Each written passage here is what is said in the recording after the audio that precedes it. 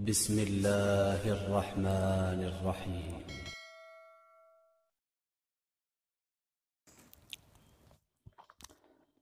Assalamualaikum warahmatullahi wabarakatuh. Bismillahirrahmanirrahim. Qala al-musannifu rahimahullahu ta'ala wa nafa'ana bihi wa bi'ulumihi wa bi asrarihi fid dharaini amin ya rabbal alamin. Bismillahirrahmanirrahim. Tsumma yajibu nuli wajib alaihi ing ngatasé muslim apa ayyata alama yento belajar sapa muslim syurutos sholati ing pira-pira syarate salat syurutos sholati ing pira-pira syarate salat wa arkanaha lan pira-pira rukune salat wa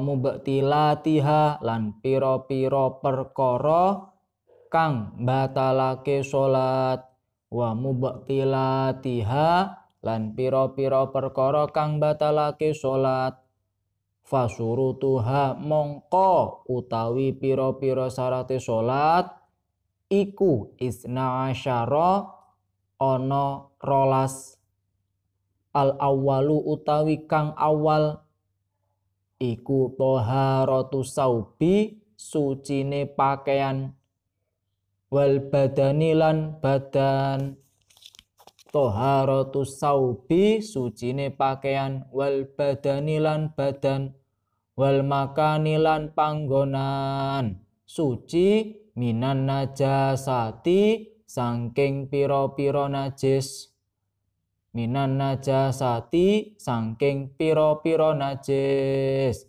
wahia utawi najasat iku al-khamru arak wal baulu lan uyuh wal ghaitu lan tai war rausulan telek wadamu lan getih wal qaykhulan nanah wal qay'u lan utah-utahan wal kalbulan asu wal khinziru lan celeng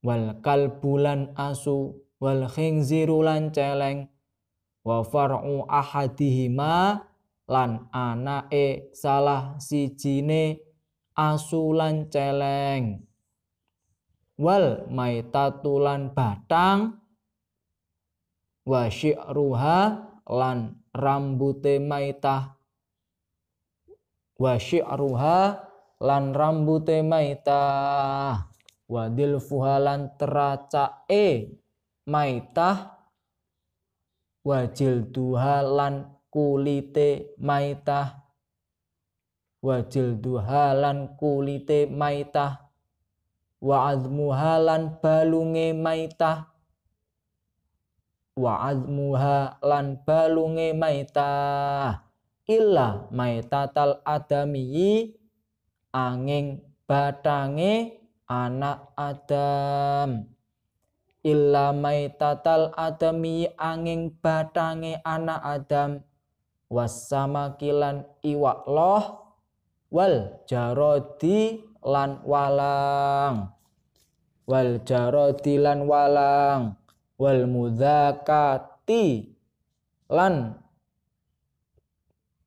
hayawan kang den belah lan hayawan kang den belah apa al mubaha kang den wenangake apa akluha mangan ing mudzakah wal mudzakati lan hayawan kang den belah al mubaha kang den wenangake apa akluha mangan ing mudzakah apa akluha mangan ing mudzakah utawa wal mudzakati lan batange hayawan kang den belah al mubaha kang den wenangake apa akluha mangan ing Apa akluha mangan ing muzakah? Apa akluha mangan ing muzakah? Sampun. Nah, melanjutkan pembahasan yang kemarin terkait masalah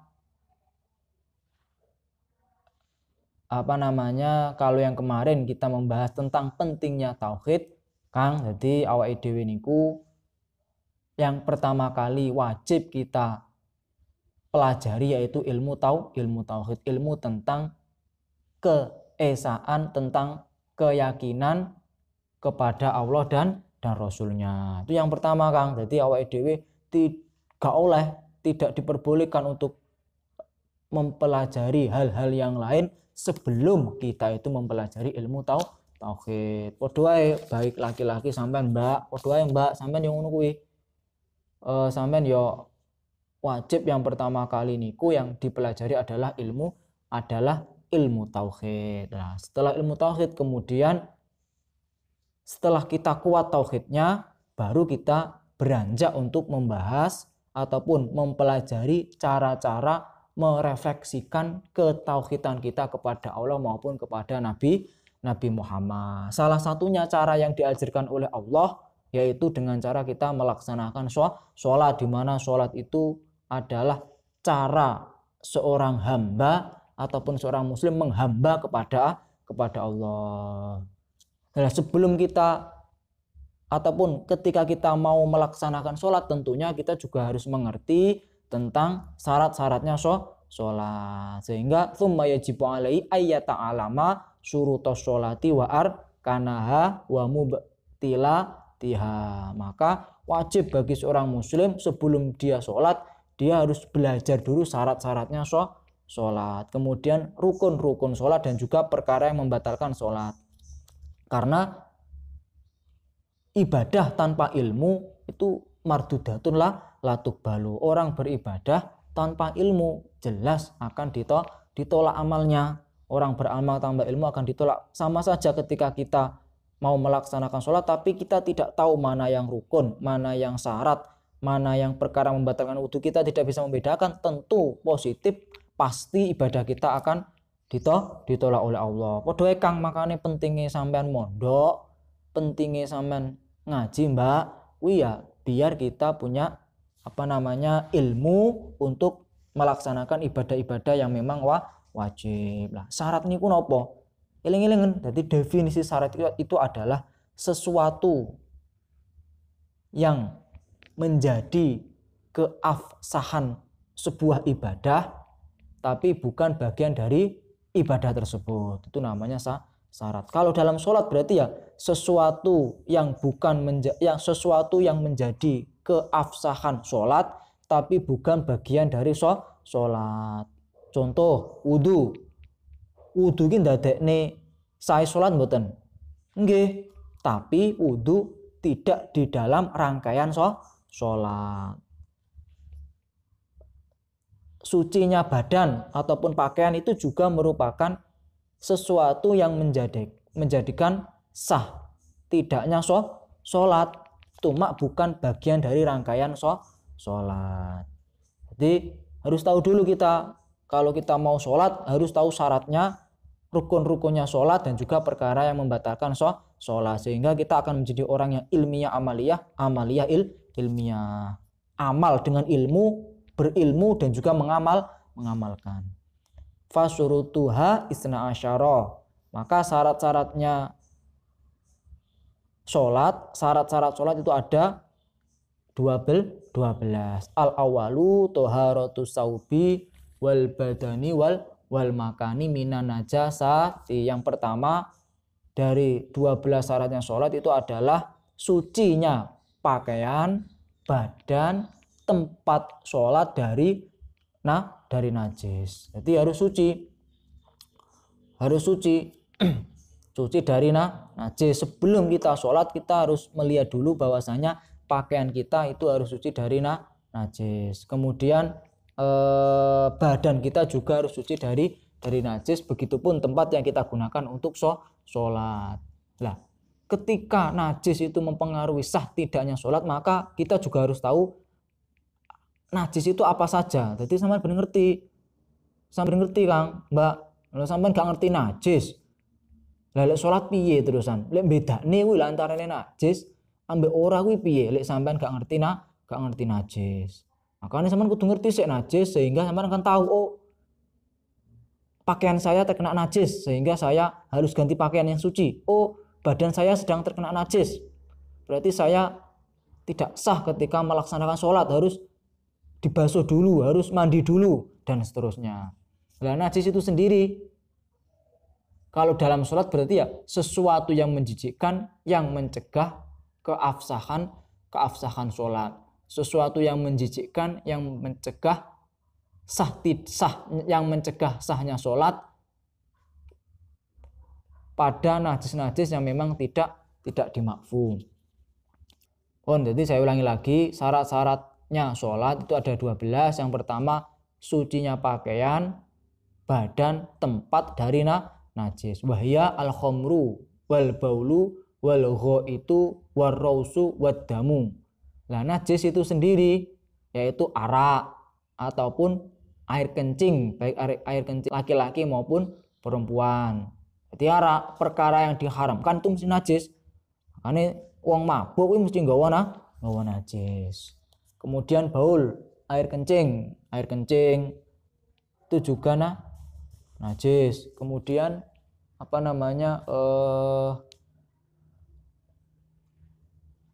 qadil hajat kita ataupun kotoran manusia, warausi, kemudian kotoran hewan, wadami, darah, wal qoihi, nanah, wal qoi, muntahan, kemudian wal kalbi, anjing, wal khinziri, babi, itu semuanya juga najis. Eling-elingan Kang, jadi najis itu apa ya? Khomer, kemudian asu, kemudian anjing, babi, nanah, darah, muntah-muntahan itu najis. Wa far'u ahadima, dan juga anak dari anjing maupun babi itu semuanya juga najis. Di samping itu ada bangkai juga hukumnya najis. Bangkai, kemudian teracaknya ataupun teracak itu seperti delamaan lek cara manusa kuwi ya najis. Kulitnya bangkai, maksudnya kulitnya bangkai, tulangnya bangkai itu najis. Jadi semua bangkai itu hukumnya najis. Bangkai ini apa? Hewan yang tidak disembelih secara syariat agama Islam, itu namanya bangkai. Di podo ae contone bangkai ya kaya wedhus urip sikile kok ketok, sikile kok bakar, lah kuwi haram bangkai. Utawa wedhus sampean keluwen kok tugel kupinge tok, lah kuwi bangkai jenenge. Itu juga termasuk bangkai. Lah bangkai itu hukumnya haram ataupun najis. Kecuali illa maitatal adamiyi wasamaki wal jarodi wal muzakati al mubahi akluha wal muzakata al mubaha akluha. Kecuali bangkainya manusia itu gak najis, kemudian ataupun gak haram bangkainya ikan, bangkainya belalang, dan juga bangkainya hewan yang ikut sembelihannya hewan yang halal dimakan, itu semuanya juga tidak najis.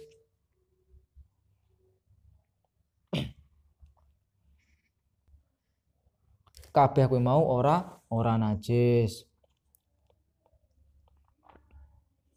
Dadi eling-eling dadi iwak gak kudu disembelih, Kang. Iwak utawa walang sampean pas mancing oleh iwak langsung dibakar gak apa-apa. Biar nyembelih iwak. Utawa sampean ngerti walang langsung dibakar gak apa-apa, baru oleh walang, gak usah disembelih. Ngoten niku. Pun nggih, dadi itu syarat-syaratnya dari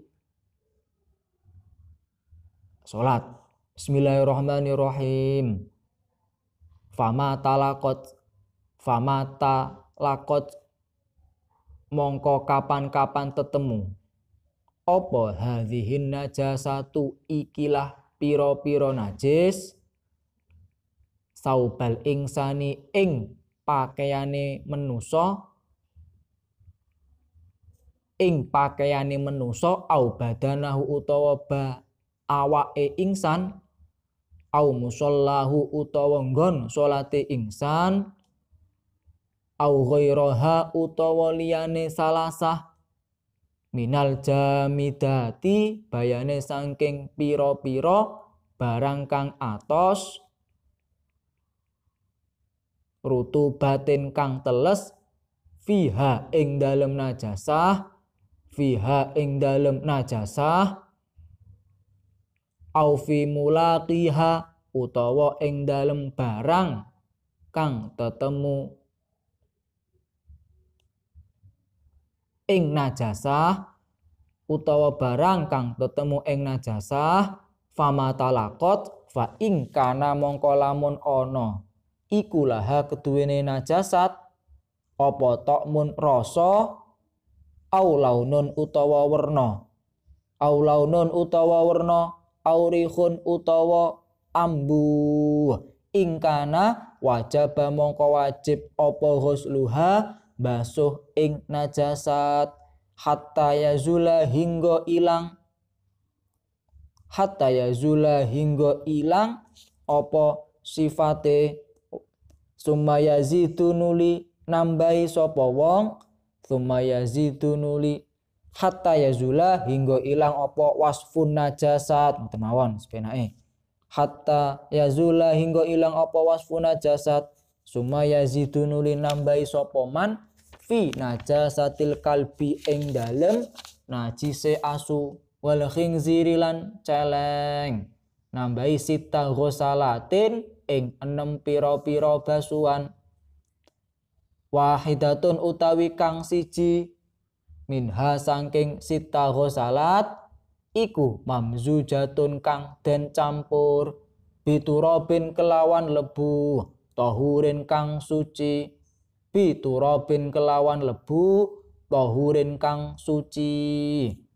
sampun. Jadi fama talaqat waqhadhi najasah saubal ingsan ila akhirih, maka ketika najis ini itu mana ya koyok khomer, darah, air kencing ataupun nanah ataupun bangkai itu tadi ketika menempel pada pakaiannya seseorang ataupun menempel pada badannya ataupun tempat yang dia gunakan untuk sholat ataupun semua tempat-tempat yang padat besertaan najisnya itu masih basah ataupun tempat yang dikenai najis itu basah, maka ketika najisnya itu punya rasa, warna dan juga baunya, wajib kita membasuh najis tersebut sampai hilang sifat-sifat najis itu, sampai hilang rasa, bau dan juga warnanya. Jadi ketika nanti najis itu tadi menempel di badan, pakaian ataupun tempat sholat ataupun yang lainnya, lek najise teles utawa tempate sing dikenai teles, maka didelok sik lek najis hukmi, najis sing ketok moto ataupun dinamakan ainiyah, najis yang memiliki warna, memiliki rasa maupun memiliki bau, maka kita wajib membasuh najis tersebut sampai hilang sifat-sifatnya. Jadi najis itu ada 3, ada namanya najis secara kelihatan tidaknya najis itu ada 2, ada namanya najis ainiyah, ada yang namanya najis hukmiyah. Kalau najis ainiyah, najis yang bisa dilihat oleh mata ataupun najis yang terlihat bentuknya, atau najis yang memiliki rasa, warna ataupun bau, itu namanya najis ainiyah. Lah, ketika najis ainiyah yang menempel di salah satu tempat tadi, yaitu mungkin baju, badan ataupun musola ataupun tempat sholat, maka kita wajib membasuhnya dengan menggunakan air sampai memang sifat-sifatnya ataupun najisnya benar-benar hilang. Tapi gak kudu dibuktekne ngoten niku, Kang. Tidak butuh kita membuktikan, cukup punya dzon, cukup kita punya prasangka bahwasanya sifatnya sudah hilang, itu sudah cukup. Yang penting punya prasangka yang kuat. Contoh, biasanya najis kuwi lek dibasuh ping 5 mesti wis ilang. Lah ngoten niku berarti punya prasangka yang kuat, berarti gak usah diambu, gak usah dirasakne. Pokoknya lek dibasuh ping 5 wis ilang. Nah, kemudian khusus untuk najis yang terkena najis anjing ataupun babi, itu nanti wajib ditambahi pembasuhannya 6 basuhan, di mana salah satunya nanti dicampur dengan menggunakan debu yang suci. Jadi khusus 6. Jadi aslinya 7 Kang, 7 untuk najis mughaladah. Jadi najis ada namanya mughaladah, mutawassithah dan mukhaffafah. Lah, kalau najis mughaladah harus dibasuh sebanyak 7 kali basuhan. Basuhan yang pertama itu harus sampai bisa menghilangkan ainun najasa ataupun bentuk dari najis itu sendiri, itu yang pertama. Sehingga lek wis ilang lagi ditambahin 6. Sama mau kan dihilangi, kemudian ketika najisnya adalah jilatan anjing ataupun babi, maka ditambahi 6 basuhan, di mana salah satunya dicampur dengan menggunakan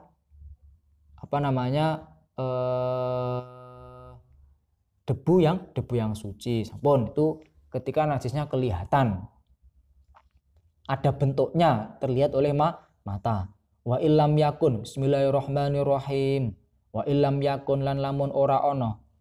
Wa illam yakun lan lamun ora ono iku laha keduwene najas hadhihin najasat, iku laha keduwene hadhihin najasat ora ono apa tokmun rasa, walaunun lan werna, warihun lan ambu, illam yakun ingkanat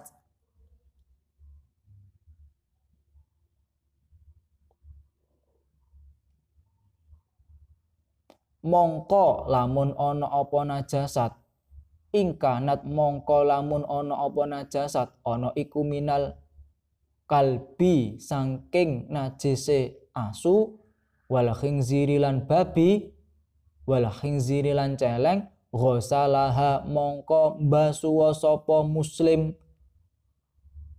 ing najasat, mongko mbasuwa sapa muslim ing najasat sab'a ghosalatin kelawan 7 pira-pira basuhan, wahidatun utawi kang siji minha saking sab'a ghosalat iku mamzujatun kang den campuri biturabin kelawan lebu tahurin kang suci, biturabin kelawan lebu tahurin kang suci. Wa ingkanat lan lamun ana apa hadhihin najasat, ana iku min ghairihi saking liyane kalbi wal khinziri, min iku min ghairihi saking liyane kalbi wal khinziri, ghosalaha mongko mbasuwa sapa man ing hadhihin najasat, mongko mbasuwa sapa man ing hadhihin najasat marotan kelawan ambalan wahidatan kang siji, marotan kelawan ambalan wahidatan kang siji. Sampun lah. Kemudian ketika nanti najis tadi itu adalah najis yang tidak mempunyai rasa, warna ataupun bau, ataupun tadi najis hukmiyah, najis yang tidak kelihatan bentuknya, najis yang tidak terlihat secara kasat mata, tapi najis contohnya kayak bekas uyuh ataupun darah yang sudah kering, ataupun tai sing kering tapi raketok lah, pokoknya raketok tapi enek najis ya, itu namanya najis hukmiyah. Yang ngoten niku nanti ketika najis hukmiyahnya itu adalah dari najisnya anjing maupun babi, berarti ya apa jenenge jilatane asu wis garing lah, kan wis garing, tapi di situ bekas jilatan anjing, itu namanya najis hukmiyah krana ambune wis ilang, rasane wis ora enak, warnanya sudah tidak ada. Tapi sampean yakin kalau tadi sampean dijilat anjing, cuma belum sempat untuk menghilangkan, maka namanya adalah najis hukmiyah. Lah ketika najis hukmiyah itu berupa najisnya kambing maupun anjing maupun babi, maka membasuhnya tetap sama dengan yang ketentuan yang pertama pada prakteknya najis ainiyah, yaitu sebanyak 7 kali, di mana yang satu nanti dicampur dengan menggunakan debu yang suci.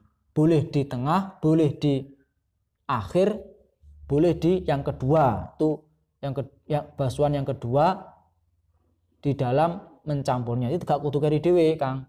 Pokoknya ning akhir gak apa-apa, utawa tengah-tengah ya ora apa-apa. Lah ketika nanti wa in kanat min ghairihima ghasalaha maratan wahidatan. Ketika nanti najis hukmiyah itu tadi menempelnya bukan termasuk najisnya anjing maupun babi, maka membasuhnya cukup dengan satu kali, tidak harus menghilangkan sifat-sifatnya. Karena wis ilang sifatnya hukmiyah niku pokoke dibasuh ping pisan ngoten mawon, wis secara syariat agama kita itu sudah dianggap suci. Tidak perlu kita bertele-tele lagi, karena statusnya itu adalah najis hukmiyah, najis yang tidak kelihatan oleh mata kita, ataupun najis yang tidak terlihat bentuknya, najis yang tidak punya rasa, warna maupun baunya.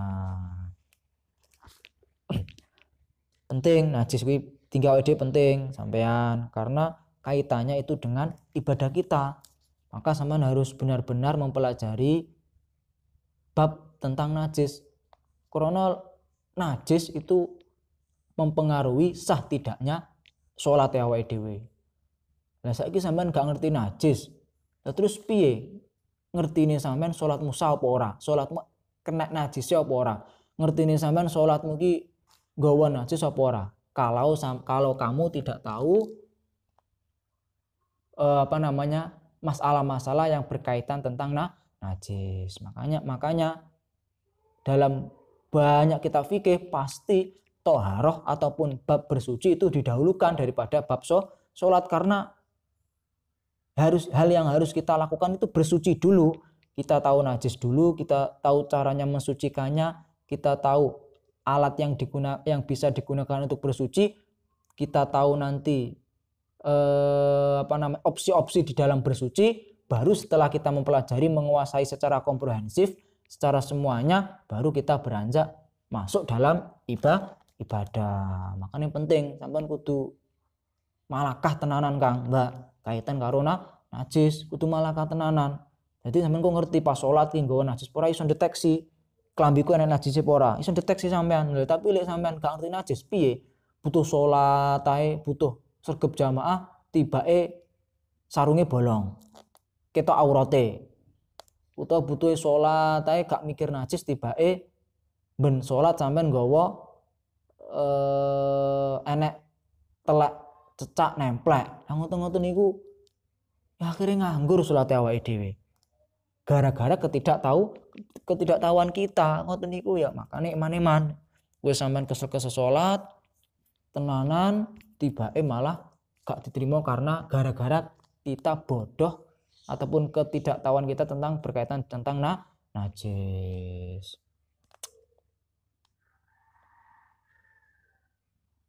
Wa yajibu sabul ma'i 'alal mutanajjisi